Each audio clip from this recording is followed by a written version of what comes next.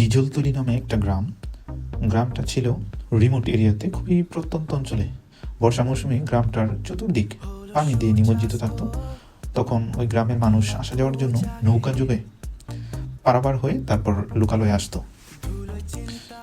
ওই গ্রামে আপন নামে একটা ছেলে বাস করত। সে কলেজে সেকেন্ড ইয়ারে পড়াশোনা করে। তখন চলতেছিল বর্ষা মৌসুম।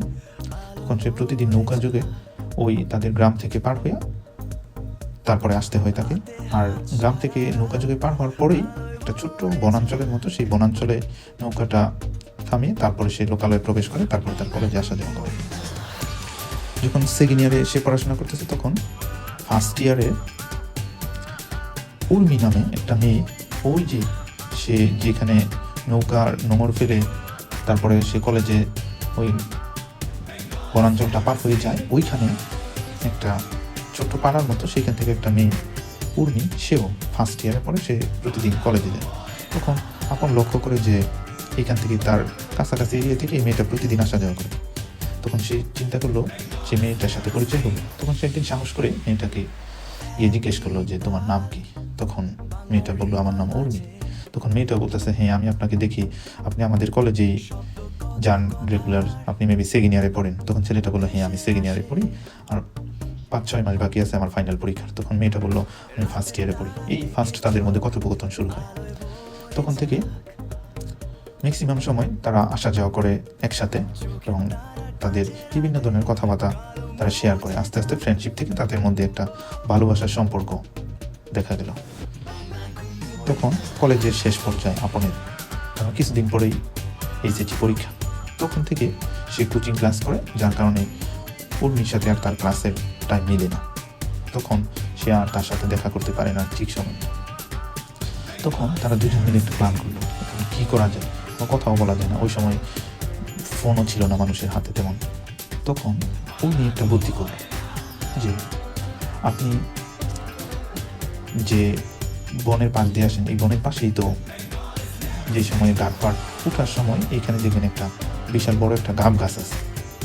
ওই গাব গাছের মধ্যে দেখবেন বিভিন্ন গর্ত আছে, যে ডালা কাটার পরে, কোনো গাছের ডালা কাটার পরে সেটার মধ্যে শুকায় তারপরে কুটুরি অনেক সময় গর্ত দেখা যায়। ওই গর্তের ভিতরে আপনি চিঠি রাইখা যাবেন, আমি ওইখান থেকে নিয়ে আসবো, তারপরে আমার চিঠিও আমি ওই গাব গাছের গর্তের মধ্যে দিয়ে আসবো। তখন আপন বলতেছে খুব সুন্দর একটা প্ল্যান। তারপর থেকে তারা কি করে, প্রতিনিয়তই আপন সুন্দর করে চিঠি লিখে সেই গাব গাছের কুঠিরে দিয়ে আসে। পরে আসে উর্মি সেখান থেকে চিঠি নিয়ে যায় এবং তার চিঠি ওইখানে সুন্দর রেখে যায়। এভাবেই তাদের চিঠি বিনিময় চলতেছে, সম্পর্ক সুন্দরভাবে চলতেছে। তখন একদিন আপন কলেজ থেকে ফিরে আসতেছে, সে গাব গাছের কাছে গেছে চিঠি নেওয়ার জন্য, যে দেখি আজ কোনো চিঠি রাখা গেছে। যেই সে চিঠি নিতে যাবে, হঠাৎ করে স্লিপ খায় সে ঠাস করে পড়ে গেল গাব গাছের নিচে। তখন সে একটু ভয় পেয়ে গেল যে এরকম কেন, এই স্বাভাবিকের মধ্যে আমি কিভাবে পড়ে গেলাম, মনে হলো কেউ যেন তাকে একটা ধাক্কা দিয়েছে। তারপরে যে হতেই পারে, সে ভাবছে যে এমনিতেই হয়েছে। তখন সে কি করলো, এই কুঠিরের মধ্যে হাত দিয়েছে।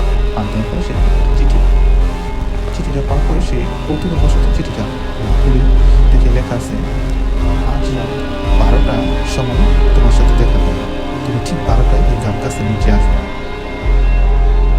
তখন আপনি ভাবতেছে এত রাতে কিভাবে, তত অন্যরকম দেখা বিষয়টা। তখন আবার মনে ভাবতেছে সে যদি একজন মেয়ে মানুষ হয়ে আমার সাথে দেখা করতে আসতে পারে রাত 12টা বাজে, তাহলে আমি কেন পারবো না। তখন সে চিঠিটা নিয়ে আবার নৌকা দ্বারা পার হয়ে তারপরে তার গ্রামে চলে গেল। কিন্তু ওই দিন সে পড়াশোনা করতেছে আর সারাক্ষণ ঘড়ির দিকে তাকায়, কয়টা বাজে, কখন সেই 12টা বাজে। তখন তার মা নোটিস করলো যে আপন কি করে পড়ার একটু পরে শুধু ঘড়ির দিকে তাকায়। তখন তার মা বললো যে কি কালকে কোনো এক্সাম আছে? তখন বলতেছে আপন একটু বুদ্ধি কাটে যে হ্যাঁ মা, কালকে এক্সাম আছে, তো আমি অনেক রাত্র পর্যন্ত পড়বো, তোমরা শুয়ে পড়ো।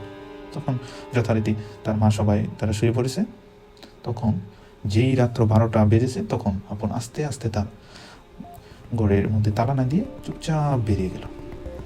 তখন সে ওই যে নৌকার কাছে যাওয়ার পরে রাত 12টা বাজে, চতুর্দিকে ঘোর অন্ধকার, হালকা হালকা একটু আলো দেখা যায়, চাঁদও তেমন নাই, আকাশে ঘুটঘুটে অন্ধকার।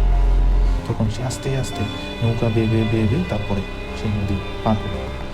নদী পার হয়ে যাওয়ার সময় সে যে সময় গাটপাড় নদীটা ভিড়াবে ঠিক সেই সময় কীরকম যেন একটা দমকা হাওয়া এসে তার শরীরেও স্পর্শ খাইল। তখন সে একটু ভয় পেয়ে গেল, তার শরীরের সমস্ত রঙগুলা দাঁড়ায় গেল যে এত রাতে কীরকম একটা দমকা হাওয়া। তারপর সে সাহস করিয়া আস্তে আস্তে নৌকা থেকে সেই বনের কাছে গিয়ে নামলো। নামার পরে সে আস্তে আস্তে তাকাইছে বনের দিকে, ওই গাব গাছটার দিকে। দেখে সব দিকে গুটগুটে অন্ধকার, শুধু ওই গাব গাছের নিচে হালকা একটু আলোর মতো যেমন দেখা যায়, একটু উজ্জ্বল ভাব। তখন সে একটু সাহস পেল, হয়তো বা সে আইসে পড়ছে, তো এই জন্য কোনো লাইট নিয়ে আসছে যার কারণে এরকম আলো। তখন সে আস্তে আস্তে আস্তে আস্তে কাছাকাছি গেল। যাওয়ার পরে দেখে মেয়েটা পিছন দিকে মুখ করে মাথা দিয়ে বসে আছে, তার মুখ দেখা যায় না, কারণ সে সামনের দিকে মুখ, পিছন দিকে চুলগুলো সেরে তারপরে বসে আছে। তখন ছেলেটা ভাবছে হয়তো বা অভিমান করে, যেহেতু তার আসতে দেরি হয়েছে একটু, যার কারণে অভিমান করে অন্যদিকে মুখ করে ফিরে আসে। তখন ছেলেটা গিয়েই বলতেছে যে সরি, আমার আজকে একটু আসতে দেরি হয়ে গেল, আর এত রাত্রে তো আসার কোনো অভিজ্ঞতা নাই, তুমি ফার্স্ট বলছো। তখন মেয়েটা কি করলো, ধীরে ধীরে দাঁড়ালো, দাঁড়ায়া তাকে ইশারা দিয়ে বলতেছে, হাতে ইশারা দিয়ে বলতেছে যে পিছে পিছে যাওয়ার জন্য। তখন ছেলেটা মেয়েটার পিছে পিছে যাচ্ছে, কিন্তু তার দিকে মেয়েটা একবারও তাকায়নি, সে শুধু সামনে এগিয়ে যাচ্ছে। তখন ছেলেটাও তার পিছু পিছু যাচ্ছে। হঠাৎ করে ছেলেটা জিজ্ঞেস করতেছে যে তুমি কোথায় যাচ্ছ, এত রাতে তো এইখানেই আমরা কথা বলতে পারি। তখন ওই মেয়েটার কাছ থেকে, উর্মির কাছ থেকে একটা ভয়েস আসলো, আমার সাথে চুপচাপ আসো, যেখানে নিরাপদ সেখানে আমরা যাব। তখন ছেলেটা যে ঠিক আছে তাহলে যাই। তখন আস্তে আস্তে আস্তে আস্তে বনের ভিতর দিয়ে হাঁটতেছে হাঁটতেছে হাঁটতেছে। তখন হঠাৎ করে ছেলেটা একটা শিকড়ের মধ্যে ধাক্কা খাইয়া পড়ে গেল। পড়ে যাওয়ার সাথে সাথে ওই মেয়েটা টুক করে হাতে ধরে নিয়েছে ছেলেটা। তখন ছেলেটা একটু ভয় পেয়ে উঠলো, মানে হাত যে ধরছে, হাতের ধরাটা স্বাভাবিক ছিল না, যেমন একটা মানুষের না অন্য কিছুর একটা হাত। তখন ছেলেটা ভয়ে শরীর কাঁপতেছে, এইটা কি? আর সে একটু দূরে ছিল, কিভাবে আমার হাতে এইভাবে ধরে ফেলছে। তখন ছেলেটা বলতেছে থামো, আর যাও না, তুমি এদিকে আমার দিকে ফিরো। মেয়েটা বলতেছে তুমি কোনো কথা বলবে না, আমার সাথে সাথে আসো। তখন ছেলেটা বলতেছে না, আমি চলে যাবো। তখন মেয়েটা হঠাৎ করে মুখটা ফিরাইয়া তাকে ঘাড়ের মধ্যে ধরে রাখছে। তখন ছেলেটা দেখে বিভৎস এক মুখ, দাঁতগুলি সেই বড় বড়, তার দিকে চাপ দিয়া ধরছে। সাথে সাথে ছেলেটা ভয়ে সজোরে চিৎকার দিয়া সাথে সাথে ছেলেটা সেন্সলেস হয়ে গেছে। তখন গভীর রাত্র ছেলেটা সেখানে পড়ে আছে। পরের দিন সকালবেলা রাত্র পড়লো, ওই যে আপনের মা আয়সা দেখেন করে লক করা, তারা আমার আপন কই চতুর্দিকে খোঁজাখুঁজি করতেছে, পাইতেছে না। সবাইকে জিজ্ঞেস করতেছে, তার বন্ধু বান্ধব যারা আছে আশেপাশে সবাইকে জিজ্ঞেস করছে, কেউ জানে না। চতুর্দিকে ছড়ায় গেছে যে কি হয়েছে, আপনকে পাওয়া যাচ্ছে না। তখন ওই যে ঘাটপাড়, যেখানে নদী নৌকা ভিড়ানো, ওইখান দিয়ে মানুষ আসা যাওয়া করতেছে। তখন এক লোক দেখলো যে দূরে জানি একটা জুতা দেখা যায়। তখন ওই লোকটা আস্তে আস্তে আস্তে বনের সাইড দিয়ে গেল, দেখো একটা জুতা। তখন লোকটা দেখে আরে এটা তো একটা যুবক ছেলের জুতা। তখন মনে মনে সে ভাবতেছে ও আপন তো, শুনছি পাওয়া যাইতেছে না ছেলেটা, তার জুতা নেই। তখন সে আস্তে আস্তে আস্তে আস্তে সামনে গেল, গিয়া দেখে একটু পরে আরেকটা জুতা। তখন সেই জুতাটা নিল, নেওয়ার পরে একটু সামনেই দেখে এক লাশের মতো পড়ে আছে। তখন ওই লোকটা দৌড়াইয়া গিয়ে তাকে তোলার পরে দেখে তার সমস্ত শরীর, বিশেষ করে গাড় আর মুখ আশ্রানো এবং নখের দাগ দিয়ে রক্ত বের হইয়া পড়তেছে, যে কেউ যেন খামচাইয়া তার সমস্ত নাক মুখ ঘাড়গুলি বিভৎস করে ফেলছে। তখন দেখে যে এখনো কোনো মতো বেঁচে আছে, এরকম একটা পরিস্থিতি। তখন তাড়াতাড়ি লোকজন ডাকাডাকি করে অনেক লোকজন জড়ো হইয়া তারপরে বাসায় নিয়ে গেল। তখন সবাই বিভিন্ন এলাকা থেকে লোকজন আসছে, সে বলতেছে কি হয়েছে। তখন অনেক কষ্টের পরে আপনের জ্ঞান ফিরল। তখন কবিরাজ জিজ্ঞেস করতেছে যে ওই এলাকার প্রবীণ মুরব্বী কবিরাজ যে কি হয়েছে তোমার। তখন আপন বলল যে বিস্তারিত, যে হুজুর এই কাহিনী আমার সাথে এই ঘটেছিল গতকালকার রাতে। তখন আপন বলতেছে এই যে নেন, দেখেন এই চিঠির মধ্যে লেখা ছিল যে তোমার সাথে রাত 12টার পর দেখা করবো, এই জন্যই হুজুর আমি গিয়েছি। তখন বললো দেখি চিঠিটা। তখন চিঠিটা দেখালো। তখন হুজুর খুললো চিঠিটা, দেখে চিঠির মধ্যে কিছুই লেখা নাই। চিঠিটা খোলার পরে শুধু ফাঁকা একটা কাগজ, তখন তো আপন অবাক হয়ে গেল, এটা কি? যে চিঠির মধ্যে লেখা ছিল যে তোমাকে রাত 12টার পরে তোমার সাথে দেখা করবো, এখন যে চিঠির মধ্যে কিছুই নাই। তখন আপন ভয়ে যে এই কি ছিল তাহলে, তখন কি করলো, আপন ওই মেয়েটাকে ডাকলো যে তাকেও বলেন আসতে। তখন মেয়েটা আসলো, তখন মেয়েটাকে জিজ্ঞেস করলো, তুমি কি তাকে এরকম কোনো চিঠি দিয়েছিলে যে রাত 12টা পরে তোমার সাথে দেখা করার জন্য? তখন মেয়েটা বলতেছে, না, আমি তো গতকালকে আসিই নাই, তার সাথে তো চিঠি, আমি যে 2 দিন ধরে আমি তো তার সাথে কোনো কথাবার্তা বা চিঠি আদান প্রদান কিছুই আমার হয় নাই। তখন ওই বিজ্ঞ লোকটাই বুঝতে পারলো যে কি কাহিনী ঘটছে। তখন ওই বিজ্ঞ লোকটা বলতেছে যে এটা তার চিঠি ছিল না, এটা সত্যিকার অর্থে অন্য কাহিনী ছিল। তখন মানুষ জিজ্ঞেস করতেছে, কি এখানে কি সমস্যা?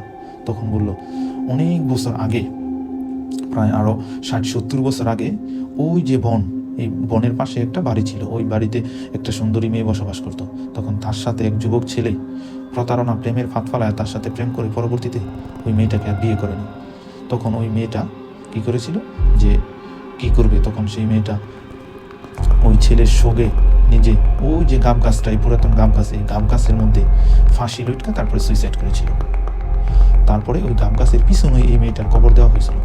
তারপরে এরকম অনেক কাহিনী ঘটছে যে যদি কোনো যুবক ছেলে এই গাব গাছের পাশ দিয়া রেগুলার আসা যাওয়া করে, তাহলে বিভিন্ন ধরনের ট্রেপে বা ফাঁদে ফেলা ওই ছেলেকে মারার জন্য চেষ্টা করে।